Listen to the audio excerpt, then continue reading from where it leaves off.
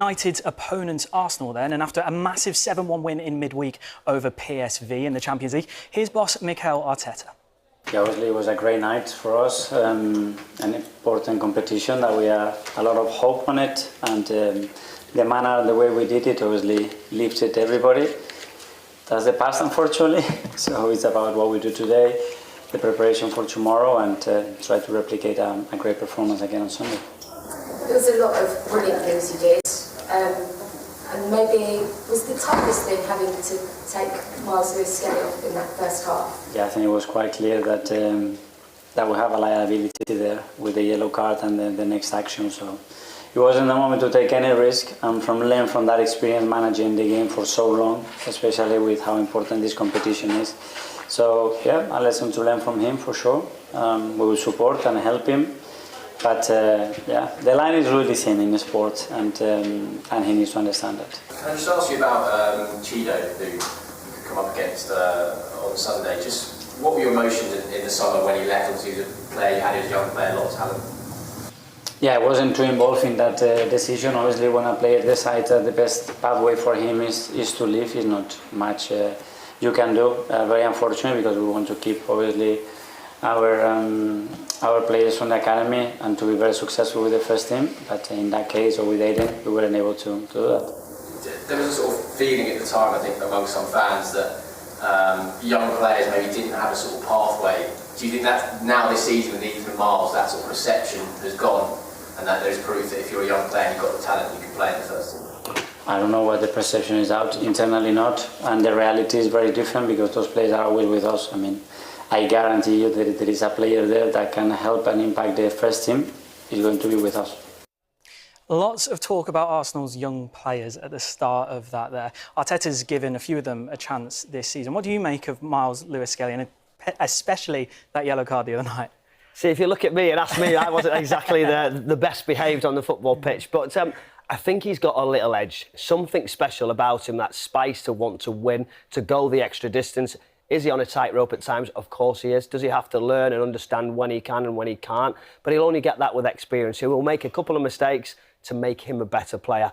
I was speaking to you before about, wasn't it, when you watch our young Wayne Rooney, how raw he was and what decisions and things he didn't get right, and then how he developed. But still, at times, you have to have an edge. You have to have something to will to win, that little bit of fire in your belly. He's got a bit of control. He's needed to get from him. But regarding young players, there's some exciting talent, isn't there, coming through at Arsenal? And I really believe in Mikel Arteta. He wants to bring him in. He wants to coach them. He wants to see them shine, and that's what the Arsenal supporters want to see.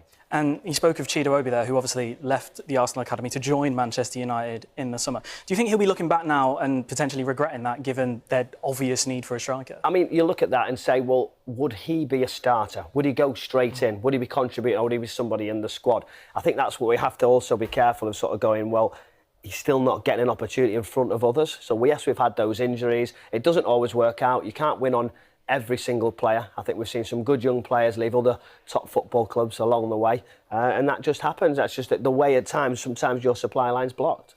And are you hoping clubs do more of this, rely on academy players to come through? We've seen so many injuries. Spurs have had the same. They've relied on so many young players to come. It's almost the perfect time to be an academy player. Well, it is. I mean, I think it tells you everything. At Spurs, for instance, a lot of them wouldn't have even got near to have an opportunity. But you just get thrown in. Remember Marcus Rashford, what happened to him when he got his chance? He took it, didn't he, with both hands. And you just get a little bit of luck. But what it does for these young players is to make them realise that every single day they've got to realise they've got to be ready, that it could just be around the corner as well. That one training session, have you got something that changes the manager? Have you got like a little bit of, like we say, a little bit of fire or some sort of quality that gives you the opportunity when you do get to train with them? And some reports that Ethan Nwaneri and Miles Lewis-Skelly might be close to an England call-up. Is that something you'd want to see? Well, Nwaneri, I mean, he's just got everything, hasn't he? Special to watch, exciting. I don't know about you, I just think it's just a joy to watch what he does. And do you know, at his age, when he's doing something special, how cool and composed, as if it's just normal. Do you know, like he's doing like ridiculous, natural things. But again, the temperament has been so good for such a young boy. So it's brilliant to see. I think they're developing well with good quality coaches. And that's what we want to see in the Premier League. Well, that big midweek win coincided with the Gunners announcing their ticket prices might be going up by between 3 and 5%. A report on the BBC Sport website said that, well, website and app, sorry, I should say, today says that Premier League clubs have made €1 billion from home ticket sales in 2023. Across Europe, Arsenal are third, and they're behind Real Madrid and PSG in money made from match day ticket sales last season. Arsenal fan Laura Kirk-Francis joins us now. Laura, does the football you're watching match the price you're paying? It does and it doesn't. I think, the what we expect from Arsenal is ultimately trophies. And when you look at where we are this season, we are on the right track. But as a fan, it does feel really disappointing that the club have identified that there's a shortfall. They're a business like any other, and that they have to find a way to combat increasing costs. But as a fan, it is really disappointing that they've identified that a ticket increase is the way to plug that shortfall. Arsenal are challenging for the title, that we're maybe not there yet. So it does, again, that's another reason it feels quite uncomfortable that we're being asked to find that extra money to fund the club when, you'd argue, if you're going to be really, really brutal, we haven't seen the type of success that we might expect paying this amount of money. I think you look at it and you sort of say, well, you haven't seen the success. They've been extremely close. They're getting better and better. Some great signings and some youth coming through. Now, you do feel like now, maybe with a little bit more of a cost built in, that they are closing that gap?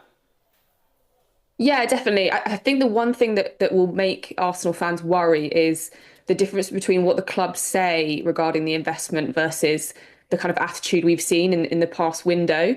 So obviously we went into January and came out of the January transfer window without signing anyone. And now we've got a statement from the club saying that they need additional funds to invest in the squad to deliver that success.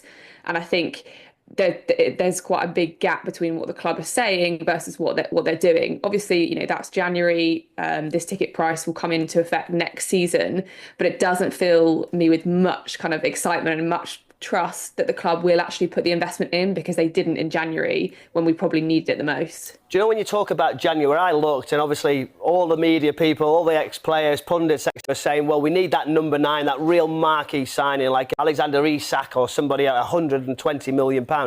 They obviously are looking, they obviously want to bring somebody in, but if the right person's not there, you don't want them also to waste them what funds they have, because they don't feel like it's correct. So I think they've had a nice balance. Yes, they need a number 9, but it's going to be about timing, surely. Yeah, definitely. And I think, to be fair, every time this conversation about whether we need a number 9 crops up, we seem to go on a sort of run where we bang in 7 goals and everyone goes, well, if we can share the goals between the team, then maybe we don't need a number 9. But I still think there's a difference between what the fans expect and the club. So I wonder whether the club are very, very precious and they want that perfect player. That we're not going to waste our funds on someone that isn't perfect. But I think as a fan, you're just praying for anyone. We actually just needed a body. I know the club are wanting to build for success in the future, in the long term. But I think, given how competitive the league is, they might need to lower their expectations from that perfect number 9 to just someone who can do a job. I don't know who that is, but I think that's what the fans would want. It doesn't need to be perfect. We just need someone in.